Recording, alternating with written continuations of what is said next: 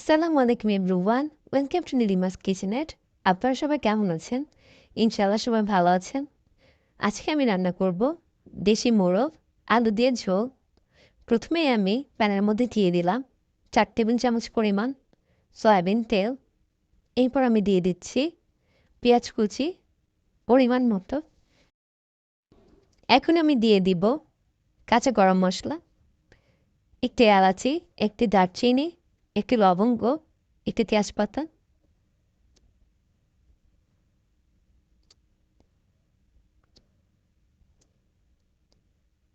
পরিমাণ মতো লবণ দিয়ে দিলাম। এখন হালকা একটু ভেজে নিতে হবে।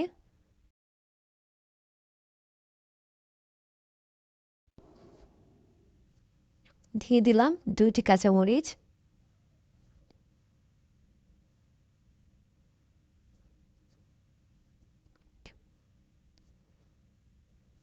2 টেবিল চামচ পরিমাণ আদা রসুন বাটা দিয়ে দিলাম।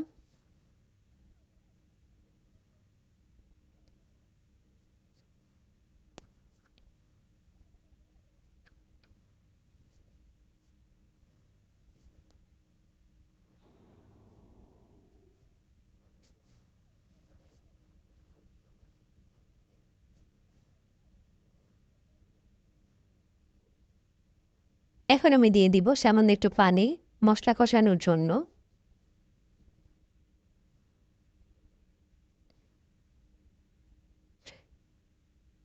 এক চা চামচ পরিমাণ সব রকমের মশলা দিলাম। হলুদ, ধনিয়া, শুকনা মরিচ গুঁড়া, জিরা গুঁড়া, গরম মশলা।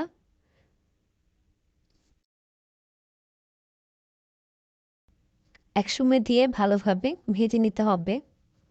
এতে করে মশলার কাঁচা ভাবটা চলে যাবে। মশলাটা ভালোভাবে কষানো হয়ে গেলে এর মধ্যে আমি দিয়ে দিব মুরগের মাংসগুলো।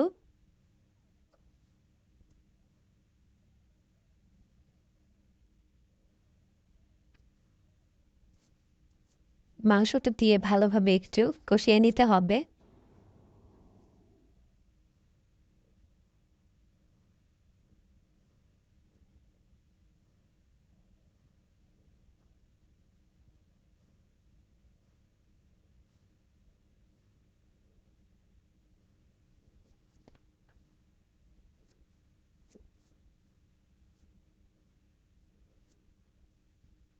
এখন আমি এর মধ্যে অ্যাড করে দিব আলু।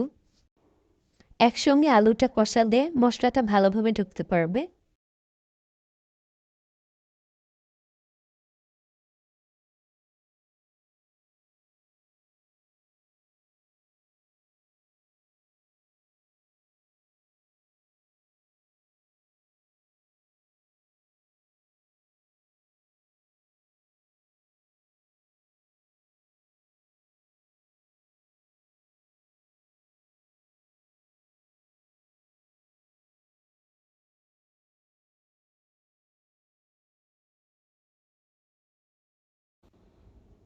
এখন আমি ঢেকে দিব একটু।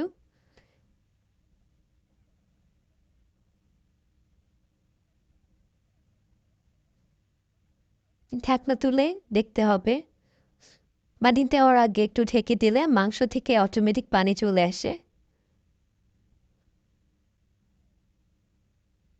আর এতে করে খেতে খুবই ভালো লাগে। যখন মশলাটা তেল ছেড়ে দিবে তখন পানিটা দিলে সেই তরকারিটা ফ্লেভার আর টেস্ট অনেক বেড়ে যায়। এখন আমি অল্প একটু পানি দিয়ে দিলাম।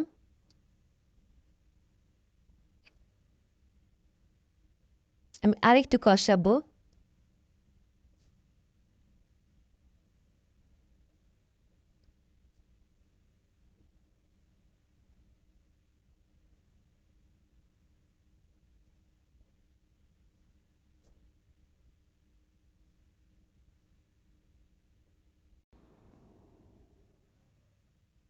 এখন মাংসটা ভালোভাবে নেড়ে চেড়ে পরিমাণ মতো পানি দিয়ে দিতে হবে।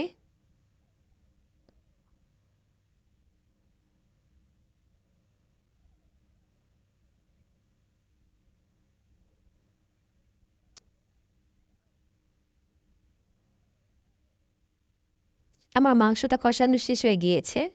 এখন আমি ঝোল দিয়ে দিব।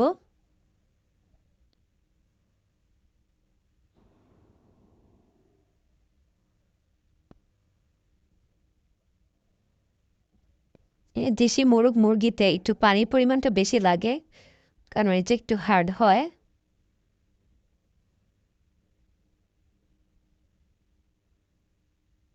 মাংসটা একটু বয়েল হতে টাইম লাগে, এর জন্য পরিমাণে একটু পানি বেশি দিতে হয়।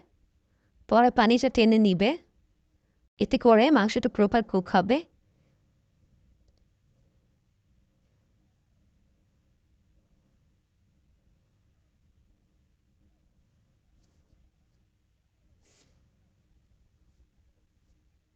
বিশ মিনিটের জন্য ঢেকে দিব।